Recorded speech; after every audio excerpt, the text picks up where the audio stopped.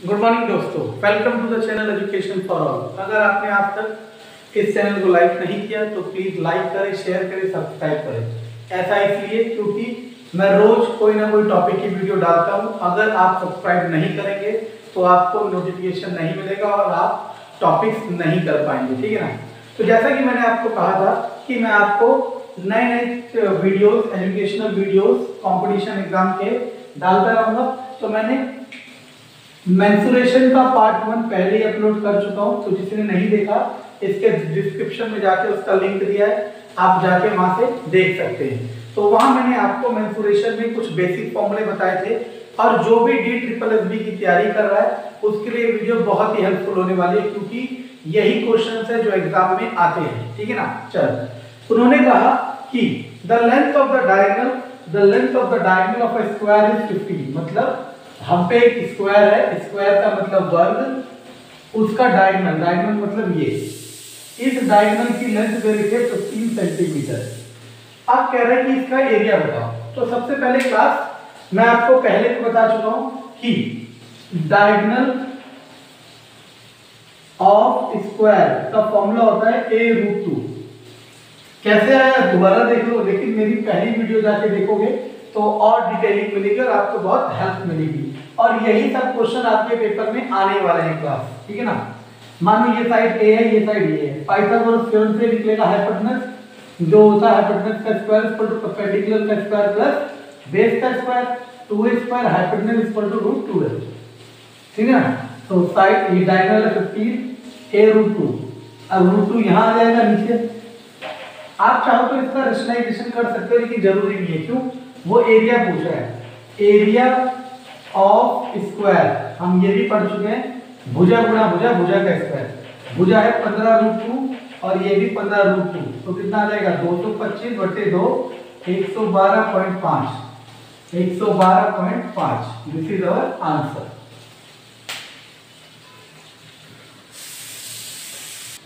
Okay class, तो हम पे दूसरा क्वेश्चन है, देखते हैं क्या है।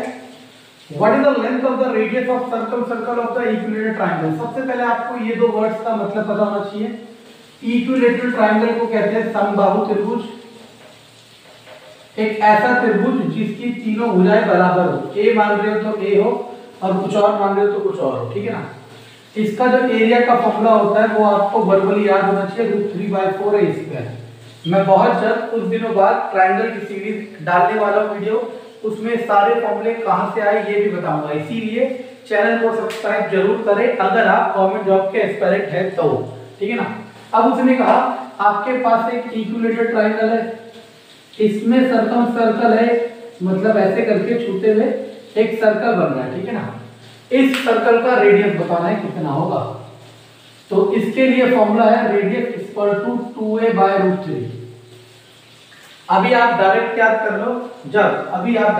कर लो, एक समय बाद जब मैं ये ट्रायंगल सर्कल कराऊंगा तब मैं आपको इनके सबके एक्सप्लेनेशन दूंगा। और कंपटीशन में तो डायरेक्ट ही करना होता है, क्यों? क्योंकि आपको टाइम भी बचाना है। तो r equal to 2a, a होता है साइड ऑफ ट्रायंगल, 6/√3।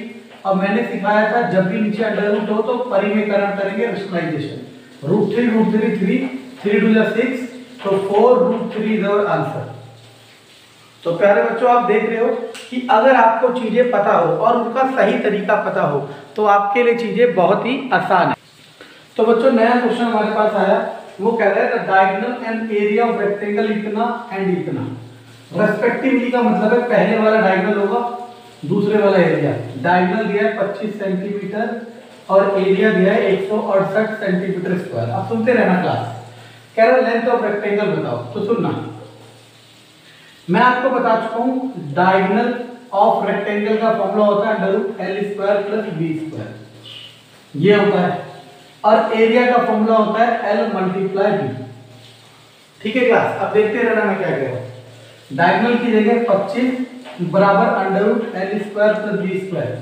ये स्क्वायर रूट हटाने के लिए मुझे दोनों तरफ स्क्वायर करना पड़ेगा, तो 625 बराबर L² + b²। पहली चीज याद है। दूसरी चीज, एरिया का वैल्यू क्या है 168 और वो होता है L × b। अब देखो, अब ये आपके सोचने के ऊपर है कि आप कैसे करते हो। अगर आप चीजों को हिट कर सकते हो तो बहुत अच्छी बात है, अब आपको एल और बी की दो ऐसी वैल्यू ढूंढनी है जिनको मल्टीप्लाई करके तो 168 आता हो और उनका स्क्वायर का सम कितना आता हो 625। तो देखो कैसे करते हैं, एल गुणा बी 168 है ना, 168 का एलसीएम ले लो। एलसीएम लोगे 2 अठे 4, 2 4 2 2 2 1 7 3 3 1। अब ये नंबर को कैसे ना कैसे करके आपको लाना है 625 स्क्वायर करके सम करके। तो देखो 7 या 21 का 441, 2 दूनी 4 दूनी 8, 8 का स्क्वायर 64, 5 और 0 और 5, 505 नहीं। और देखो 3 दूनी 6, 6 का 36, 7 दूनी 14 दूनी 28, नहीं वो तो ज्यादा हो जाएगा, 7 दूनी 14 14। देखो यहाँ ऐसे ही कॉम्बिनेशन बनाना है, हिट करने वाली बात है, आप चाहो तो यहाँ से भी नंबर उठा सकते हो। देखो 7 दूनी 14, वैसे आपको पता होना चाहिए 576 और 25 मतलब 24 और 5 का 25 आता है। ओहो 576 नहीं मैं गलत बता रहा हूँ, 524 और 7 का 6 का 15 हो गया, 24 और 7 का कितना आता है 625 आता है। 24 और 7 यहाँ मिलकर मिल रहा है, ये रहा 7 और ये रहा 24, 3 में 6 से 12 24, 24 का स्क्वायर और 7 का स्क्वायर, 24 का 576 और 7 का 49, 9 से 15 के बाद फिर लोगे 7 से 12 6, सही है। तो यानी कि एक नंबर 24 होगा और एक नंबर 7 होगा। अब देखो अब आपका लेंथ भी 24 हो सकता है और ब्रेथ भी 7 हो सकता है, ठीक है ना। अब आपका कोई सा भी नंबर हो सकता है, ठीक है ना। लेकिन अब आप जनरली ध्यान रखा करो, जनरली क्या होता है क्लास, जनरली आपका जो लेंथ होता है वो बड़ा होता है और ब्रेथ आपका छोटा होता है जनरली, ठीक है ना। तो हम इस केस में 24 को आंसर हिट करेंगे। तो देखो क्लास अब हमारे पास क्वेश्चन है कि पेरीमीटर ऑफ रोम्बस दे रखा है 100, पेरीमीटर ऑफ रोम्बस दे रखा है 100 और एक डायगोनल दे रखा है 40। तो मान लो ये रोम्बस है, सपोज रोम्बस की सारी साइड बराबर होती है। तो मैंने आपको पहले ही बताया था, मेरी पहली वीडियो जरूर देखना, perimeter equal to sum of all sides, हर बार यही फॉर्मूला होता है। इसकी चारों साइड बराबर है तो 4a आएगा और पेरीमीटर दिया कितना है 100, तो एक साइड आ जाएगी 25, यानी कि हर साइड कितनी आ गई 25 आ गई। अब सुनना, जो रोम्बस की प्रॉपर्टी होती है कि इसके जो डायगोनल होते हैं, ये विकर्ण ये विकर्ण एक दूसरे को बराबर काटते हैं, मतलब ये वाला हिस्सा इसके बराबर, ये वाला हिस्सा इसके बराबर, और साथ ही में 90 पे कट करते हैं। ये प्रॉपर्टी रोम्बस की आपको पता होनी चाहिए, क्या कि रोम्बस के जो विकर्ण होते हैं, डायगोनल्स होते हैं, वो बाइसेक्ट करते हैं, मतलब समद्विभाजित करते हैं और 90 पे काटते हैं। अब दिमाग लगाना, एक डायगोनल था 14, मान लो यही वाले की बात करते हैं, ये पूरा 14 था, तो ऊपर का कितना होगा 7, ऊपर का भी 7 और नीचे का भी 7। अब देखना मैंने ये वाला ट्रायंगल अलग से बना दिया, ये वाला ट्रायंगल, ये 7 ये 25, ये होता है लंब, ये होता है आधार और ये होता है कर्ण, इंग्लिश में perpendicular, base and hypotenuse. Pythagoras लगाओगे, पाइथागोरस से बेस आपका आ जाएगा 24, क्योंकि अभी पिछला क्वेश्चन यही था 24 25 7, याद रखना 24 7 और 25 ये तीनों पाइथागोरस ट्रिपलेट्स होते हैं, पाइथागोरस ट्रिपलेट्स। इसका मतलब है अगर पाइथागोरस थ्योरम लग रही है और इन तीनों में से कोई से भी दो नंबर आ रहे हैं तो तीसरा नंबर इन्हीं में से कोई होगा, ठीक है ना। अगर 24 7 है तो 25 होगा, 25 7 24 से 7 होगा, 7 25 से 24 होगा, 24 आ गया बेस। तो अब दिमाग लगाना, ये अगर 24 है क्लास तो ये भी 24 होगा, क्यों, क्योंकि बराबर सब डिवाइड करते हैं। तो इसका जो पूरा डायगोनल हो जाएगा, जो पूरा डायगोनल D2 दूसरा डायगोनल 48 हो जाएगा और पहला डायगोनल था 14। अब वो कह रहा है कि इसका क्षेत्रफल बताओ, तो रोम्बस का क्षेत्रफल होता है 1/2 पहला डायगोनल गुणा दूसरा डायगोनल, 1/2 48 गुणा 14, 14 को 7 7 के 56 का 6 फिर वो 5 7 4 28 और 5 33, तो आंसर आ गया 336 सेंटीमीटर स्क्वायर। तो आपने देखा, मैं बार बार कह रहा हूँ क्लास, मैं बार बार कह रहा हूँ कि विदाउट बेसिक कंसेप्ट, जिसको भी बेसिक कंसेप्ट नहीं आते होंगे वो कहीं ना कहीं जरूर अटकेगा, ठीक है ना। और एग्जाम में हम कहीं पे भी अटकना अफोर्ड नहीं कर सकते। तो क्लास हम बस क्वेश्चन नहीं करा रहे, क्वेश्चन के साथ आपको कंसेप्ट भी कराते जा रहे हैं। अगर जो बच्चा सीरियसली गवर्नमेंट जॉब की तैयारी कर रहा है और वो फ्री में सारी वीडियोस चाहता है तो इन वीडियोस को देखे, समझे, कंसेप्ट को सीखे। देखो सर्कमफेरेंस ऑफ सर्कल इज 42, ये तो हमें पता है। सर्कमफेरेंस, सर्कमफेरेंस को जो हिंदी मीडियम में याद रखना परिधि कहते हैं। सर्कमफेरेंस का फॉर्मूला था सर्कल का 2 पाई आर, वो दिया 44, 44 बराबर 2 पाई आर, आर बराबर 44 बटे 2 पाई, पाई की जगह 22/7, 44 44, आर बराबर 7। सबसे पहले तो ये निकाल के अलग कर दिया। अब इसके बाद the angle of sector is इतना, मतलब आप समझना मैं बता के आ रहा हूं। ये सर्कल होता है, सर्कल में ये केंद्र होता है, मानो ये भी त्रिज्या, ये भी त्रिज्या, और ये कुछ कोण थीटा। तो ये जो एरिया बन गया, इस एरिया को हम सेक्टर कहते हैं और हिंदी में कहते हैं त्रिज्याखंड, ठीक है ना। अब इस त्रिज्याखंड का फॉर्मूला होता है एरिया का, एरिया ऑफ सेक्टर का फॉर्मूला होता है थीटा बटे 360 इंटू पाई आर स्क्वायर। अब क्लास मैं आपको बताता हूँ ये आया कहां से, क्योंकि मैंने आपको पहले से ही कहा मेरे YouTube पे सीरीज डालने का प्राइम मोटो यही है कि मैं आपको कंसेप्ट सिखा सकूं ताकि आप चीजों को समझ सको और कभी भूल ना पाओ, क्योंकि मैंने ये जाना है कि अगर आप चीजें समझोगे तो कभी भूलोगे नहीं। अब दिमाग लगाना, ये अगर सर्कल है इसका एरिया होता है पाई आर स्क्वायर, मैं ऐसा मान सकता हूँ इसका एरिया का मतलब पूरे 360 डिग्री का, क्योंकि यहां से लेके वापस आने का मतलब 360 होता है, मतलब पूरे सर्कल का एरिया कितना है पाई आर स्क्वायर, और पूरे सर्कल का कितना एंगल होता है 360। तो 360 डिग्री का अगर पाई आर स्क्वायर एरिया है तो 1 डिग्री का पाई आर स्क्वायर बाय 360 होगा। अब आपको जितने डिग्री का निकालना है उतने डिग्री से मल्टीप्लाई कर देना। तो यही फॉर्मूला हमने यहाँ लिख दिया, ठीक है ना। तो कैसे बना मैंने ये भी बताया।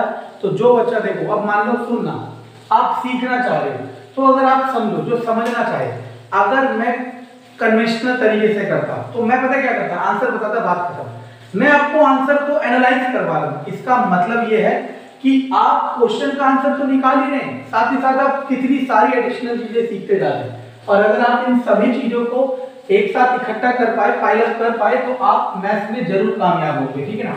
तो कर दो फॉर्मूला, आंसर हो गया। थीटा की जगह इन्होंने 60 दिया है तो यहाँ 60 बटे 360 गुणा 22/7, आर तो आप पहले ही निकाल चुके हो, 7 से 7 गया, 6 गया, तो आ गया 2 से 3, 2 से 11, तो आंसर आ गया 77 बटे 3 सेंटीमीटर स्क्वायर, यानी कि that will be your answer. तो क्लास आप देख रहे हो, हम सिर्फ आंसर नहीं निकाल रहे। अगर मैं आंसर निकाल रहा होता ना, मैं करता यही, मैं डायरेक्ट फॉर्मूला लिखता, आंसर निकालता, मैं ये नहीं बताता, मैं ये नहीं बताता, ठीक है ना। तो मैं आपको सिखा रहा हूँ क्योंकि मेरा टीचिंग पैशन है और मैं चाहता हूँ कि जो मैंने फील किया वो आप सब फील ना करें। और क्या फील किया? फेलियर, ठीक है ना। मैं नहीं चाहता कि आप कभी फेलियर फील करें, ठीक। अगली क्लास, तो नेक्स्ट क्वेश्चन बहुत खूबसूरत क्वेश्चन है। मैं बार बार कह रहा हूँ जिसने पार्ट 1 नहीं देखा पहले 1 पार्ट देखे, ठीक है ना। और डिस्क्रिप्शन में मैंने पार्ट 1 का लिंक डाल रखा है। उसमें का एक सर्कल है, एक सेमी सर्कल है, दोनों का रेडियस सेम है, कितना? 14। रुक जाओ, रेशियो ऑफ देयर पेरीमीटर, मतलब पहले जिसका नाम लिखा उसे, तो पेरीमीटर को मैंने कहा था सर्कमफेरेंस ही होता है, याद रखना। तो पहले circumference of circle that is 2 pi R, फिर सर्कमफेरेंस ऑफ सेमी सर्कल, और याद करो जिसने नहीं पढ़ा पार्ट 1 देखे, 36/7 ऑफ आर, ये होता है सर्कमफेरेंस का पेरीमीटर सेमी सर्कल का, ठीक है ना, सेमी सर्कल का। कैसे? दोबारा देख लीजिए, ये आर यहां से चले, मानो ये वाला पोर्शन होता है पाई आर और ये वाला पोर्शन होता है 2r, तो पाई आर प्लस 2r, तो इसे ऐड करोगे 30, मैं कर देता हूं, चलो 22/7 ऑफ r प्लस 2r, ऐसे में आ गया 7, 22r plus 14r that is 36r/7। चलो अब क्लास देखो, इस 14 का कोई रोल नहीं था क्योंकि ये तो यूज ही नहीं हो पाएगा। 2 पाई में 22/7, नीचे 36, और ये 7 कहां चले जाता है? ऊपर। 7 से 7 गया, 2 से 18 गया, 9 गया, 11 गया, आंसर आ गया 11/9। तो बहुत स्पीड में हो जाता है, मैं बार बार कह रहा हूँ, जरूरी नहीं कि हर किसी के आपको ट्रिक की जरूरत हो, आप बेसिक कंसेप्ट से भी चीजों को आसानी से सॉल्व कर सकते हैं।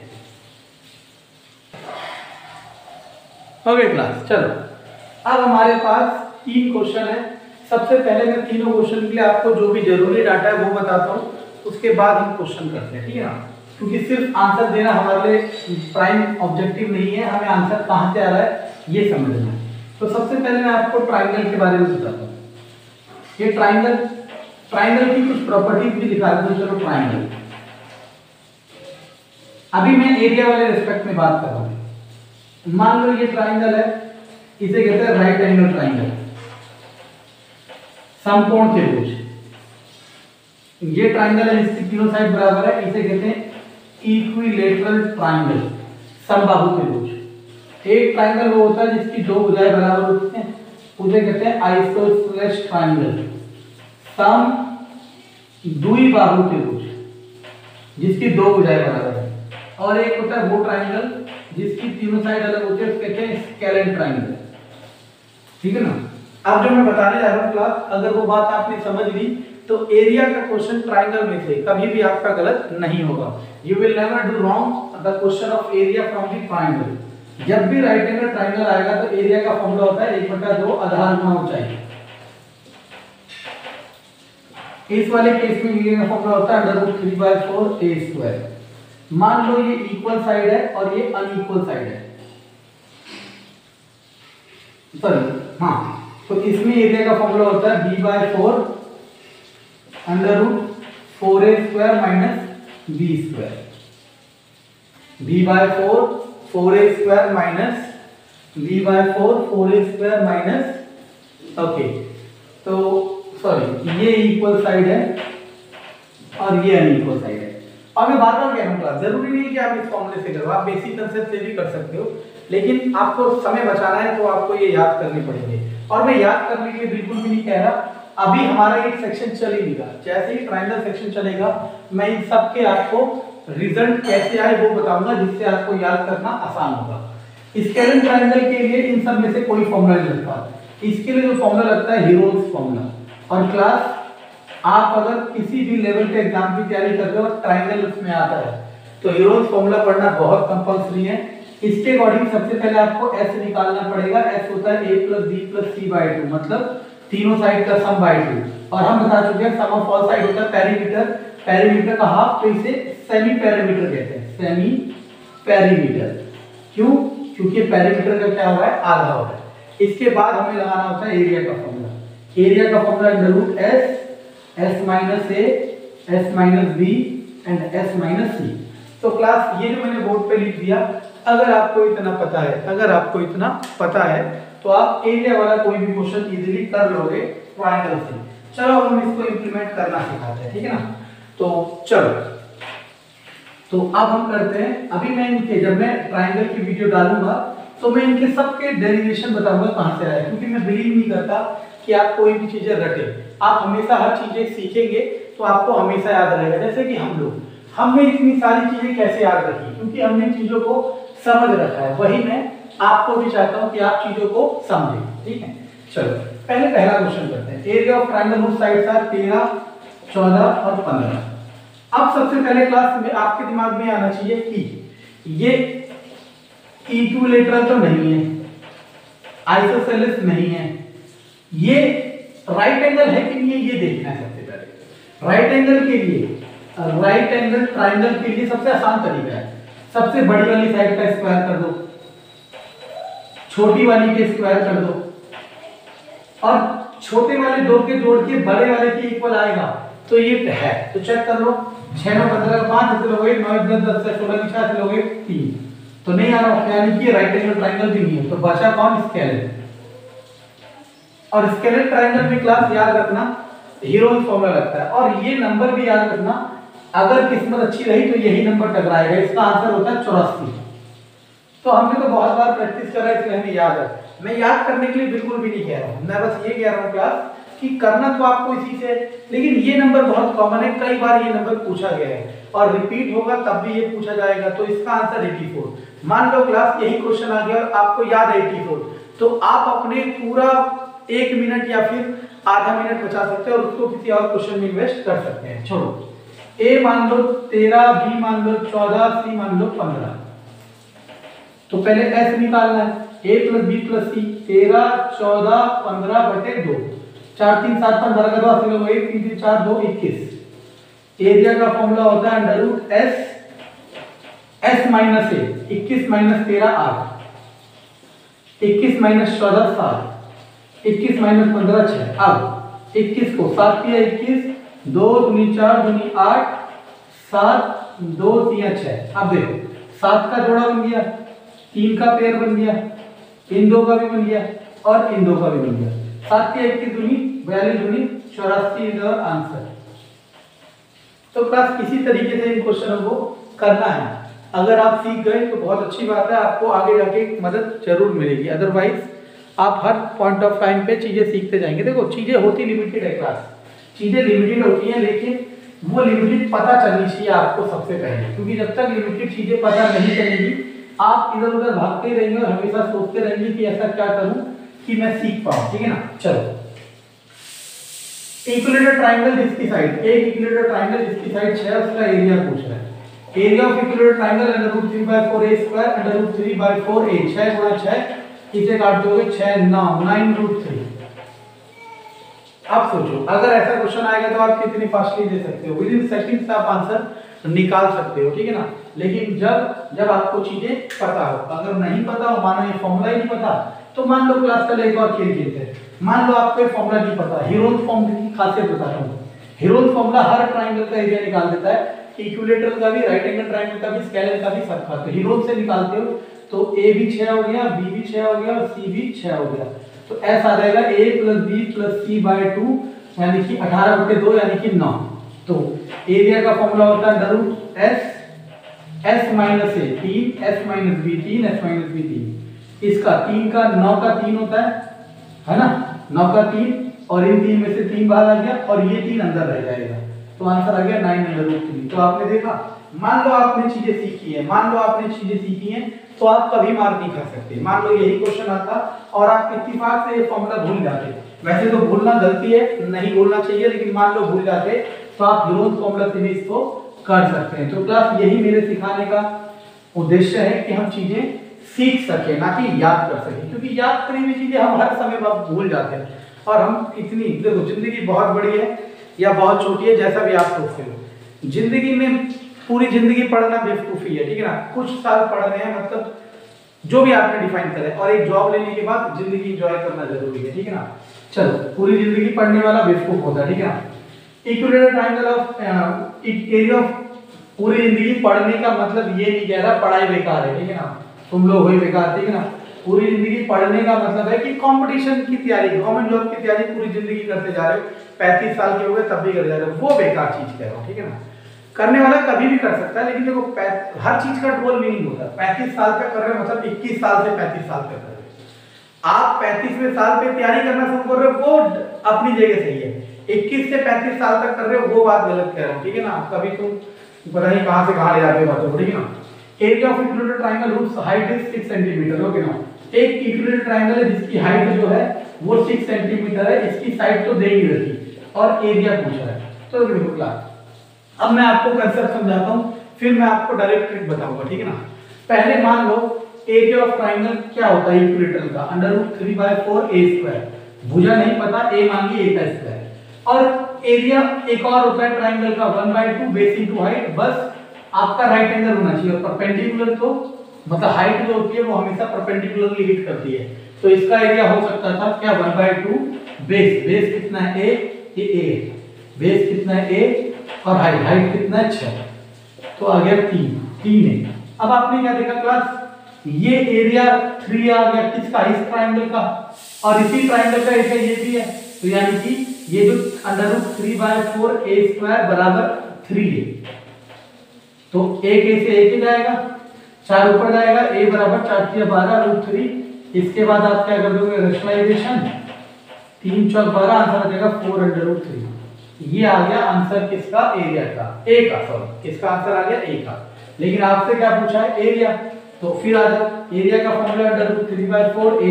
a कितना आ गया 4√3 और 4√3, 1 4 से 1 4 जाएगा, √3 3 4 12, आंसर आ जाएगा 12√3 इज आवर आंसर। अब देखो क्लास, आप चाहो तो यहां से भी कर सकते थे, a की वैल्यू 4√3 यहां पे रखोगे तो एरिया आ जाएगा 4 × 12 12√3, कैसे भी कर सकते हो। अब मैं इसका एक डायरेक्ट फॉर्मूला बनाता हूं, और वो फॉर्मूला आपको हमेशा याद करना है।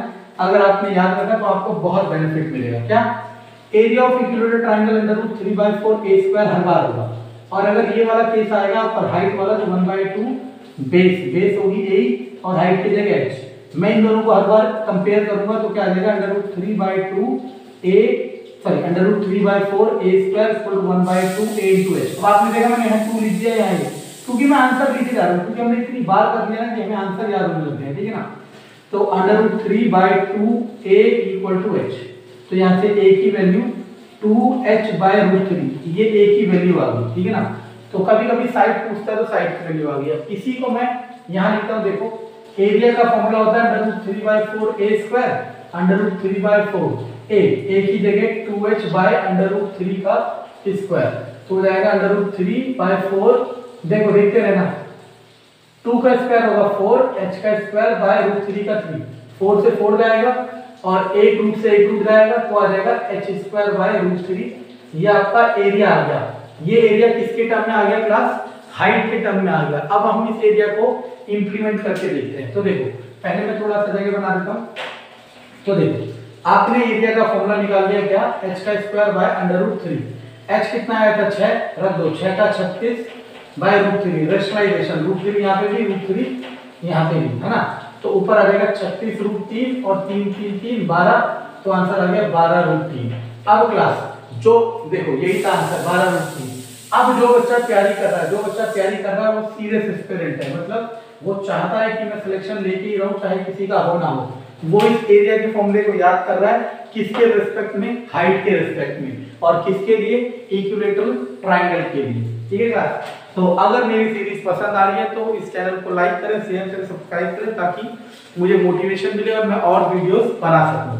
और याद रखना क्लास कि अगर मान लो आप में से कोई DSSB का पेपर दे रहा है, उसमें पेपर 1 होता है, पेपर 2 होता है। जिसका पेपर 1 में मैथ, रीजनिंग, हिंदी, जीके और इंग्लिश आता है, ठीक है ना। जिसका पेपर 1 अच्छा नहीं होगा, चाहे वो कितना भी दम लगा ले, और अगर वो जनरल कैटेगरी का है और कितना भी दम लगा ले, उसका सिलेक्शन नहीं होगा। इसीलिए पेपर 1 को भी अच्छा करना पड़ेगा। पेपर 2 अच्छा करना है, नो डाउट, पेपर 1 को भी अच्छा करना पड़ेगा, और मैं उसके लिए आपको वीडियो डाल रहा हूँ। Thank you.